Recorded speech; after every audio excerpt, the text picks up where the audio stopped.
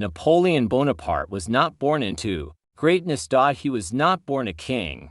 He was not born into wealth or power. He came from a small Mediterranean island called Corsica, a place few people across Europe paid attention to.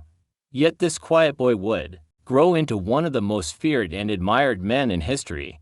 His name would shake empires. Kings would fear him, armies would follow him. And for a time, it seemed as if nothing in Europe could stop him. But history often follows a cruel pattern. The greater the rise, the more devastating the fall. Napoleon Bonaparte was born on August 15, 1769, in Ajaccio, Corsica. At the time, Corsica had only recently become part of France. Napoleon grew up between two worlds, Corsican by identity, French by law. His family belonged to minor nobility.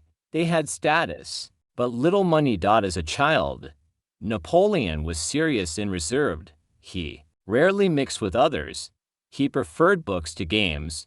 He became fascinated by military history. He admired great conquerors like Alexander the Great and Julius Caesar. At just 9 years old, Napoleon left home to study in France. There, he struggled.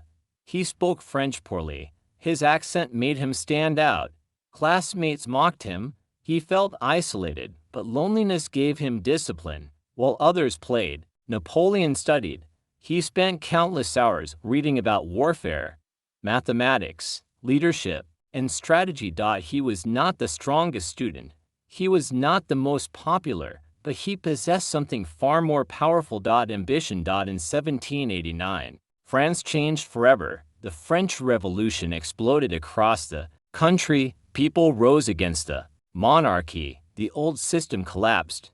King Louis XVI lost control. Nobles fled. Violence spread. Chaos took over. For many, the revolution brought fear. For Napoleon, it created opportunity. The old military structure broke apart. Positions opened. Advancement no longer depended entirely on noble birth. Talent mattered. Napoleon joined the Revolutionary Army. He quickly gained attention for his intelligence and confidence. His breakthrough came during the siege of Toulon. Royalist forces controlled the city. Napoleon proposed an aggressive artillery strategy. It worked. The city was recaptured. At only 24 years old, he was promoted to brigadier general. Suddenly, people began noticing him. France had discovered a rising star. In 1796, Napoleon received command of the French army in Italy. The army was exhausted, poorly supplied. Hungry. Morale was low. Many expected failure, but Napoleon inspired his soldiers. He promised victory. He promised wealth. He promised glory. And he delivered. He moved quickly. He attacked unexpectedly. He divided enemy forces and struck at weak points. Again and again, he defeated large armies. His campaigns shocked Europe. Military leaders struggled to understand how one man could win so often. Napoleon became famous. Citizens admired him. Newspapers praised him. His confidence grew with every victory. He realized something important. Victory creates power. France was still unstable. Political corruption spread. The government struggled to maintain order. People wanted strong leadership. Napoleon saw an opening. In 1799, he seized power in a political coup. The government collapsed. Napoleon became first consul of France. Officially, France remained a republic. In reality, Napoleon ruled. He brought stability. He improved taxation, rebuilt government institutions. Created schools, strengthened the economy. He was not simply a soldier. He was an organizer. A reformer. A builder. Then, in 1804, Napoleon made his boldest move. Inside the Grand Cathedral of Notre Dame de Paris, he crowned himself Emperor of France. It was a powerful moment. He did not wait for a king to approve him. He did not rely on the church. He placed the crown on his own head, a message to the world. His power came from himself. Napoleon's empire expanded rapidly. He defeated powerful Nations. Austria. Prussia. Russia. Across Europe, kingdoms fell under his influence. One of his greatest victories came at the Battle of Austerlitz. Many historians consider it his masterpiece. He outsmarted larger enemy forces. He manipulated their movements. He attacked at the perfect moment. The victory confirmed what many already believed. Napoleon was a military genius. At his peak, he controlled much of Europe. But Napoleon's legacy extended beyond war. He introduced major reforms. One of the most important was the Napoleonic Code. It created equality before the law, protected property rights, reduced privileges for the nobility. Its influence spread far beyond France. Many modern legal systems still reflect his ideas. To supporters, Napoleon was a visionary. To critics, he was a dictator, but no one could deny his impact. Then came the decision that would change everything. Russia. In 1812, Napoleon launched an invasion of the Russian Empire. He marched with nearly 600,000 soldiers, one of the largest armies ever assembled. He expected quick victory. Instead, he entered a trap. Russian forces retreated deeper into the country. They avoided major battles. They burned farms, destroyed food supplies. Left nothing behind. Napoleon pushed forward. Further. Deeper.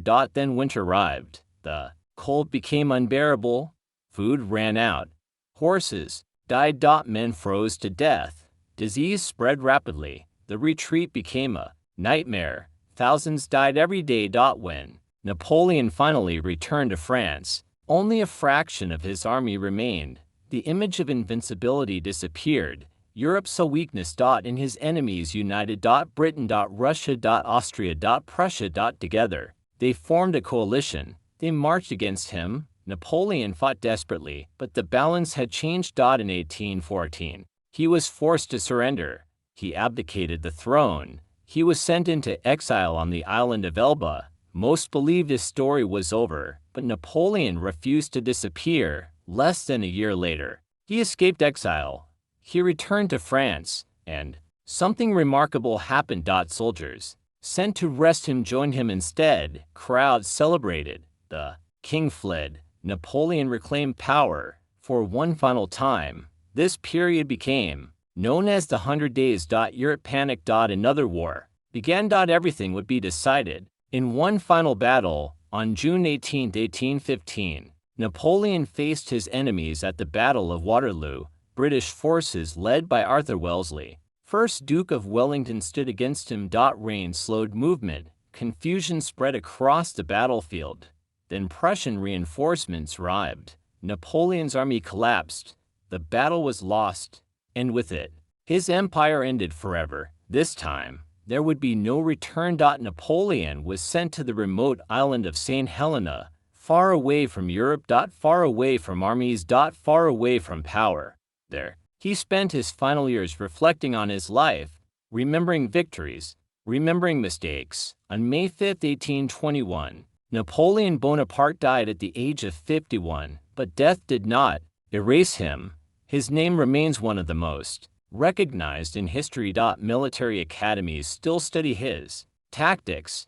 Governments still reflect his reforms. Historians still debate his legacy. Was he a hero, a tyrant, a genius, a conqueror consumed by ambition? Perhaps he was all of them. Napoleon proved that one person can reshape the world, but he also proved that no empire lasts forever. He rose from obscurity. He ruled an empire. He challenged Europe. And history never forgot his name.